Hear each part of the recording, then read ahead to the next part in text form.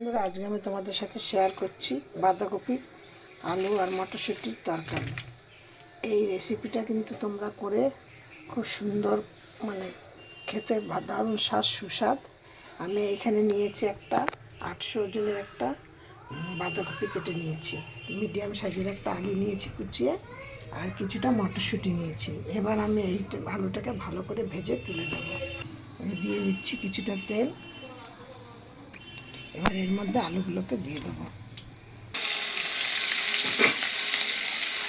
আলুটাকে ভালো করে নাড়াচাড়া করে একটু লাল লাল করে ভেজে তুলে নেব। এবার দেখো আলুগুলো লাল লাল করে ভাজা গেছে। আর এর মধ্যে নিরামিষ তরকারি বলে কয়েকটা আদার টুকরো দিলাম, আর 8-10টা লঙ্কা, 4-5টা লঙ্কা দিলাম, আর একটা গোটা টমেটো দিলাম, কিছুটা জিরে দিয়ে মিক্সিতে।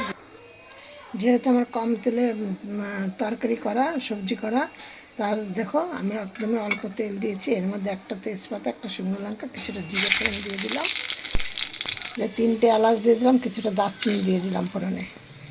এবার দেখো এখানে আমি একটু মিক্সিতে গুঁড়ো করে নিলাম আদা, টমেটো আর লঙ্কা।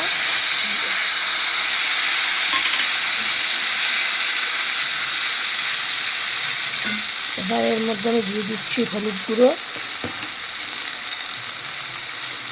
1 চামচ, একটু পরিমাণে কম দিচ্ছি, কেন তেল যখন কম দেবে তখন কিন্তু মশলা, হলুদ এইসবগুলো কিন্তু কম দিতে হয়, তা নাহলে কিন্তু একটা বাজে স্বাদ হয়। এবার দিয়ে দিলাম স্বাদ মতো নুন। তোমরা যে যেমন নুন খাবে, ঝাল খাবে সেই বুঝে। এবার দিয়ে দেবে স্বাদ মতো চিনি। এবার কালার হওয়ার জন্য কিছুটা দিলে কাশ্মীর লঙ্কার গুঁড়ো। এবার এর মধ্যে আমি দিয়ে দিলাম এই মটরশুঁটিগুলো।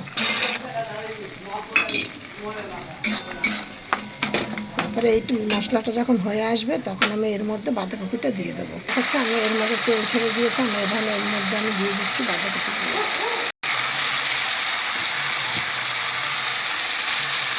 এবার এইগুলোকে ভালো করে নাড়াচাড়া করে মশলাটা মিশিয়ে নিয়ে চাপা দিয়ে দিই। এবার দেখো ঢাকাটা আবার খুলে দিলাম, কিন্তু বাঁধাকপিটা প্রায় নরম নরম হয়ে এসছে, দেখেছো? নরম নরম হয়ে এসছে। আমি এখন এর মধ্যেই আলুটা দিয়ে দেবো, ভেজে রাখা আলুটা দিয়ে আমি আবার চাপা দিয়ে দিলাম। তরকারিটা দেখো কত সুন্দর কালার এসছে, কত সুন্দর তরকারিটা। এই তরকারিটা কিন্তু একটা এমন রেসিপি, তোমরা রুটি, পরোটা অথবা গরম ভাতের সাথে দারুণ সুস্বাদু একটা পরোটা রেসিপি। তোমরা এইভাবে রান্না করে দেখো, তোমরা খুব ভালো খাবে। আর তোমরা কে কেমন খাচ্ছ, এর মধ্যে আমি এবার দিচ্ছি কিছুটা ঘি। ওই 1 চামচ মতো আন্দাজ করে ঘি দেবে, কারণ যেহেতু একদমই অল্প তেলে আমি রান্নাটা করি, সেই জন্য একটুখানি ঘি দিয়ে দিলাম। এবার তোমরা এই রেসিপিটা করে খেয়ে তোমরা আমাকে একটু লাইক করো, কমেন্ট করো তোমরা কেমন খেলে। আর আমার এই চ্যানেলটা একদম নতুন, তোমরা একটা করে সাবস্ক্রাইব করে দেবে। যার যার কাছে আমার ভিডিওটি যাবে তারা একটা শেয়ার করে একটা সাবস্ক্রাইব করে রেখে দেবে।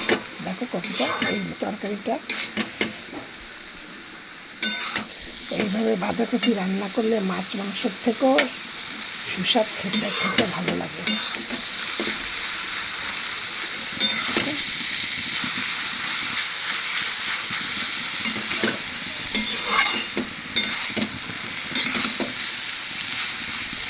দেখো তরকারিটা কিন্তু আমার এক ফোঁটাও জল নেই, কিছু না, পুরো একদম তরকারিটা হয়ে গেছে।